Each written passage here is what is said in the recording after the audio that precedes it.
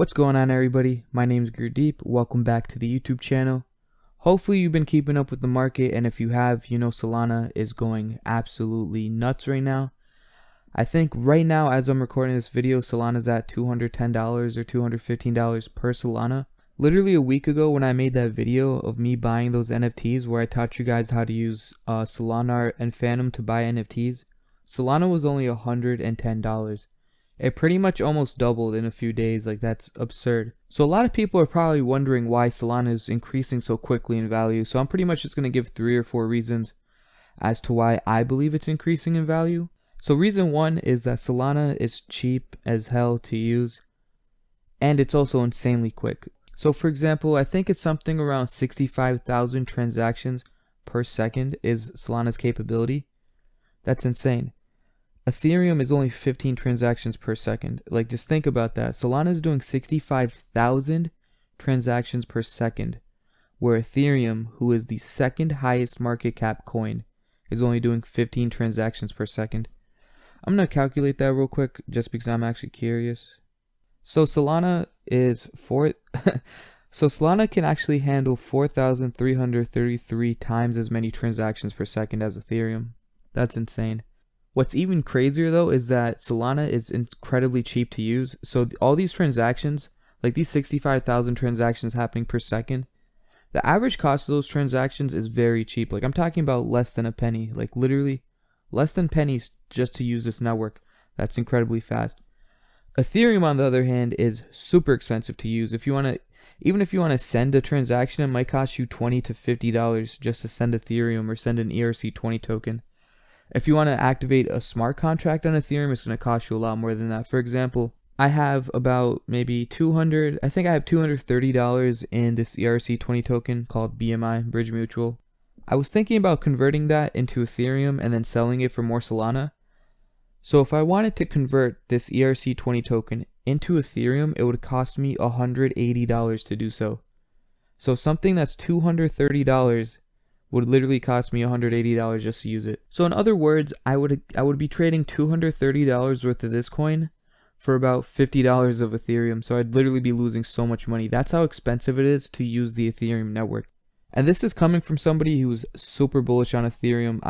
Pretty much since I've got into crypto, I've been a huge fan of Ethereum. I still think Ethereum will flip Bitcoin eventually just because how big the ecosystem is. And as long as Vitalik, the founder of Ethereum, figures out a way to reduce fees, Ethereum is definitely still going to be a top 3 coin. But at the moment, Solana is obviously the king.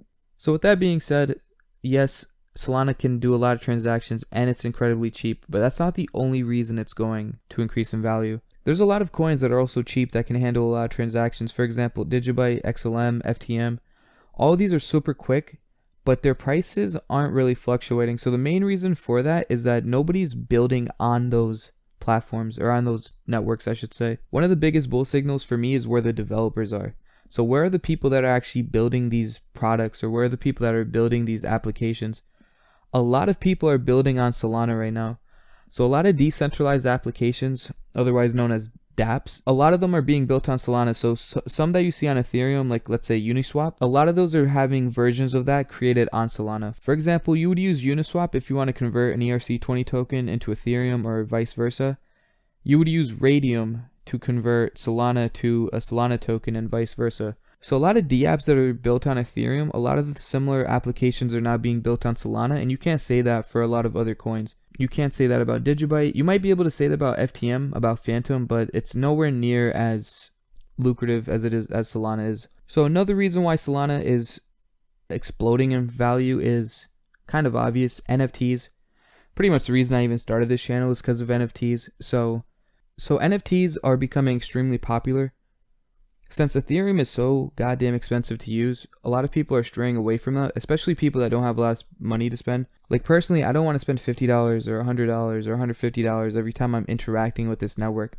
Solana, you can build NFTs, buy NFTs, sell NFTs for super cheap. It's not even a comparison how cheap it is. So for that reason, a lot of NFTs are being built on Solana. Like I said earlier, that is a bull signal, but I guess like some technical reasons why it would increase the value.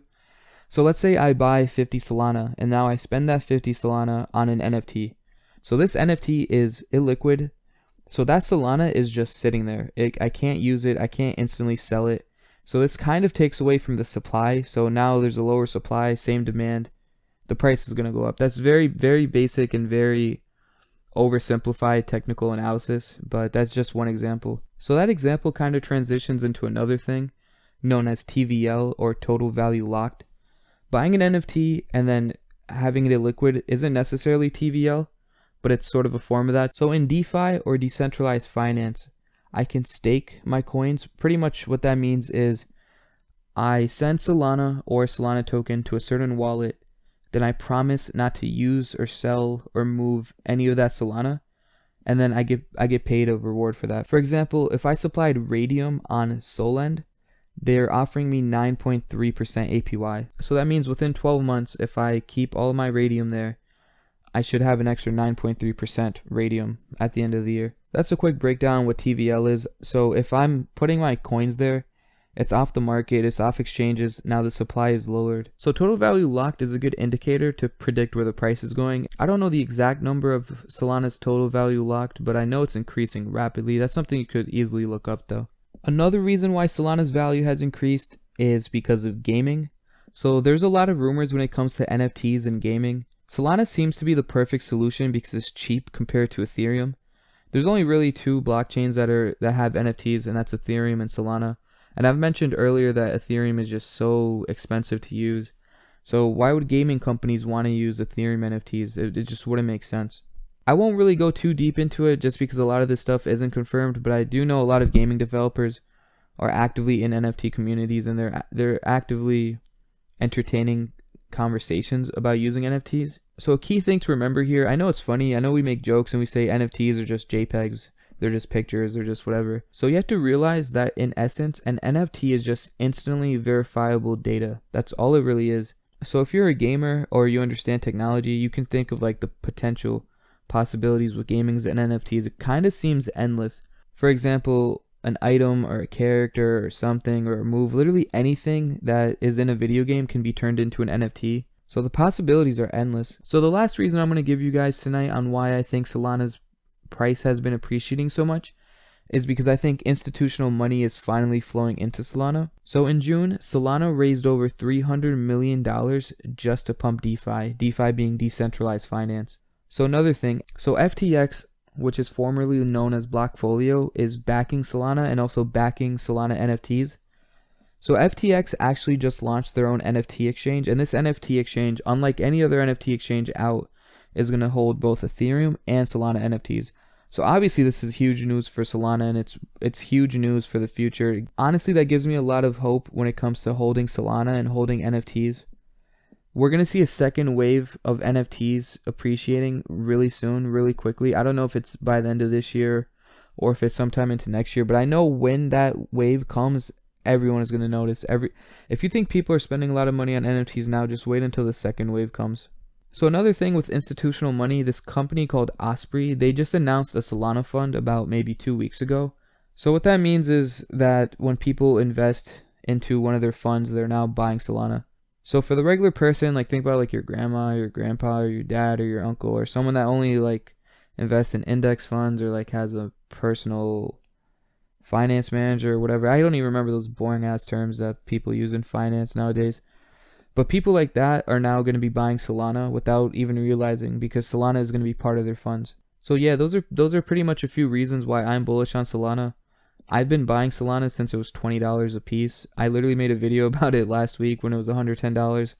I'm sure if you go on my Twitter, you would see me talking about Solana at $50, at $70, at whatever. I personally think Solana is going to hit maybe $400 soon. I can definitely, if I had to make a price prediction, I'm saying $300 by the end of the year, but I could well easily see $400. Also, a disclaimer that I'm apparently supposed to say that this is not financial advice. So I guess that's just something to say when people are obviously giving financial advice, but they don't want to get sued or something. But I get like 100 views on these videos, so I really couldn't care less. So that concludes the video. Everyone have a good night.